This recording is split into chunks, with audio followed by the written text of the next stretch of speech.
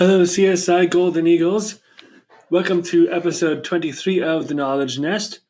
As you may notice from the date on the screen, this is June 27th, because next week, when you're listening to this, I will be in Kellogg, Idaho, enjoying the biking and hiking of northern Idaho. And so I recorded this episode a week early. Last week, when I was talking about visual research for images, and the week before when I was talking about metadata and searching through the library database, I thought these are all databases and things that you can access from the library website. You don't have to go anywhere other than the library website to access them.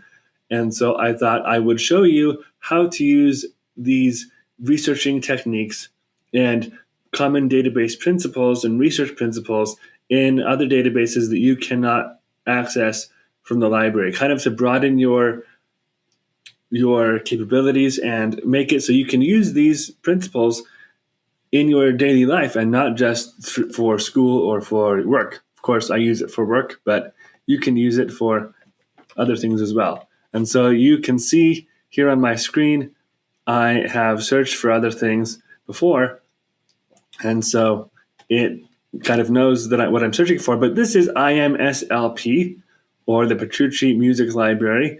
They're two names for the same project, and there's a sister site that is only in Canada that is called the Petrucci Project. And what they are committed to, IMSLP, is sharing the world's public domain music. Essentially, they've created a massive database of things that are in the public domain according to the laws of Canada. And because they are in Canada, they're compliant with Canadian copyright law, which is similar to but less restrictive than American copyright law. And because they have this little disclaimer, it says, please read the DMCA policy page for invoking copyright laws of the United States. And you might have remembered the DMCA from our discussion on copyright. What is the DMCA in the context of IMSLP? Well, because Canadian copyright law restricts copyright to 50 years after the composer's death, that means that about 25 years around exist between the time that it is in the copyright law or in the public domain of the Canadian copyright law and the copyright public domain of the United States. Therefore, they have works on this website that are not in the public domain of the United States but are in Canada. And so they have their own designated agent, and they have agents and volunteers and workers that will take down works that are in violation of DMCA, for at least, or will take down access for the United States. And I'll show you how they comply with letting people know about public domain status of different works. So let's take a good look at the parameters and navigation techniques and tools that we have on the site. Down here, you can search scores by melody, which is a new thing. It is in beta mode right now, so it wouldn't be that reliable. Composer time period, composer nationality, genre, and composer name. And this kind of obviously gives you the format. You can search recordings by composer name and by performer name. And here's some other resources. And here's a place you can shop and purchase scores from places. Up here, you can navigate to main page or recent changes or kind of a random page, kind of like the Wikipedia random page of the day. You can search scores by instrument difficulty or browse. Maybe we'll talk about some little browsing, nationality, time period, instrumentation, and genre, and recordings by composers and performer name, and limit to commercial recordings. And then you can have ways you can participate and other aspects of this database. So let's look at some ways you can search in this database. I've searched for Handel, Beethoven, Godard, Ravel. Let's look for another composer. Let's look for Friedrich Kuhlau.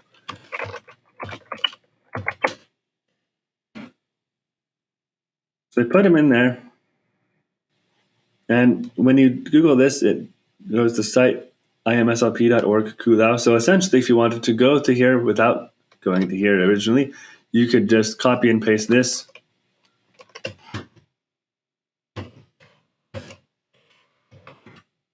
and it would come up with the same results. But again, let's look at the search results. We have here the category of Friedrich Kuhlau. And we also have a list of works by Friedrich Kuhlau, which is under the banner of this. And then we have some of his most famous works, a lot of sonatinas. If you were a piano student in the 90s or the 2000s, or maybe even earlier than that, you will know his sonatina book. I have that myself. And so here we have compositions by Friedrich Kuhlau, sorted by the name, which is a less intuitive way, but especially if the composer or the creator listed the works by instrument, we have here a bunch of piano sonatas. But you wouldn't know, unless you were looking for things, that his rondos are also piano works. So how do you find that out? You'll have to go and search in another way. So let's go back to the home page and let's search scores by instrumentality.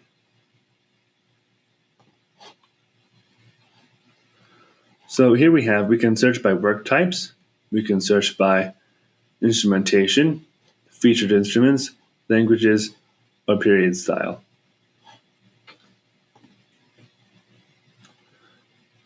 Here we have a bunch of scores featuring a bunch of different instruments. Let's look at the piano. Now, if you have links at the same area, we have 3 links here. Let's look at what exactly happens when you click these. So here we have a category intro that was clicked by scores featuring the piano, and we have all of these things here. In the category walker, if you click walk, you can say, I want to limit them by scores featuring the piano. Basically, essentially, it adds limiters on your browsing. So you're only looking at scores featuring the piano. You can go to work types. You can go to scores only featuring keyboard, chamber instrumental works, vocal, featured instruments, etc. And then, of course, you go to languages, periods, composers, etc. And there's too many to name, so you do focus. So let's go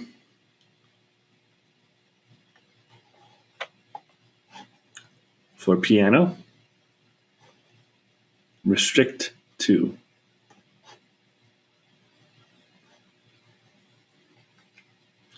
And let's say that we want to look at the rondos. We want to find the rondos. Restrict to.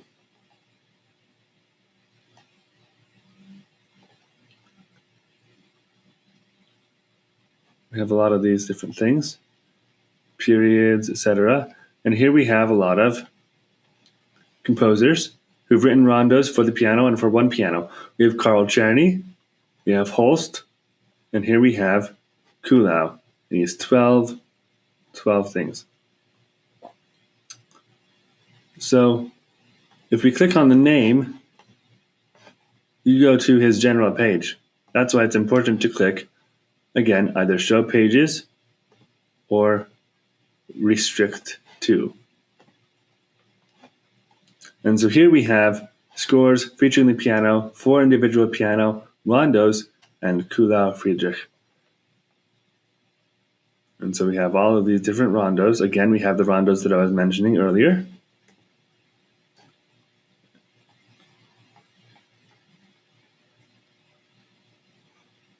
And then you can see kind of the metadata of the pieces in aggregate. Whereas here you see the individual pieces, here you see the metadata of the individual pieces. So if I only want things that are published in A minor,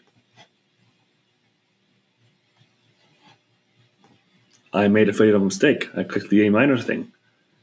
Restrict to, and here we have Scores featuring the piano for piano, rondos by Kuhlau in A minor.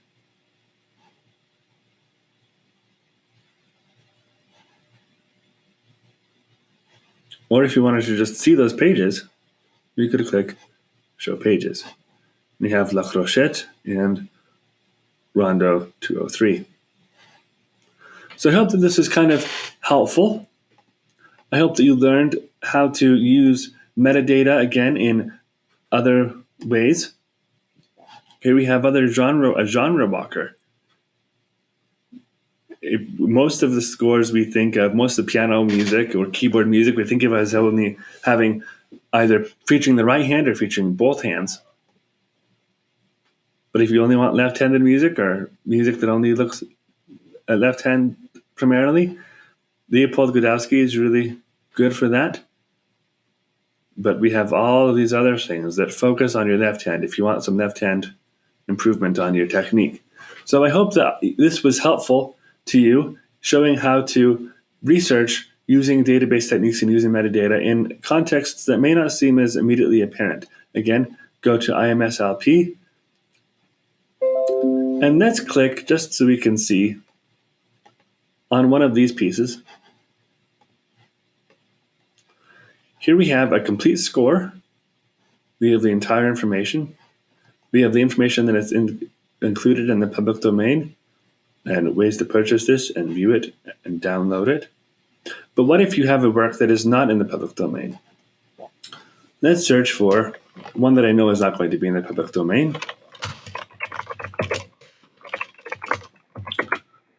Because I looked for it today at home. 8 Nocturnes by Francis Poulenc. They were able to take me right to it because they know, and here we have a disclaimer. This work is likely not in the public domain due to the first publication with required notice after 1927, plus renewal if published before 1964, or quote-unquote restoration under the GATT-TRIPS amendments, etc. It is public domain in Canada, which is why it's included on this website. Please obey the copyright laws of your country. Here we have a declaration that it is in the public domain in Canada, but it's not in the public domain in the United States and not in the public domain in the European Union. And here's where it gets kind of tricky. You have to pay attention to these. And here we have some metadata notes and etc. about kind of specifics about the piece. But make sure that you know what you're accessing is yours to access or download or distribute. If these are not in the public domain, the only way you can copy or download a copy of this piece is if you own a physical copy yourself. And technically speaking, although copyright law has essentially, and the Copyright Office has essentially looked over this as a minuscule thing, technically you should copy the work yourself if you have a physical copy and not download a copy from someone else. However, strictly speaking, if you have a copy of the same edition and you find a digital copy of the same edition, you can download that. However, again, it is a tricky situation. I would advise you not to download any non-public domain or Creative Commons licensed item from a database such as this one. So just stay safe. If it's not in the public domain, don't download it. I hope that this taught you how to look for sheet music and possibly other things. You never know what things exist, what databases exist for all types of items. If you would like help navigating any type of database, ask Dave or I or Ross as well.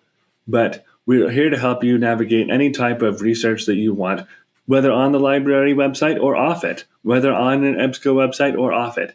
We're here to help you in any way we can. So there was looking at databases that are not immediately accessible through the library website.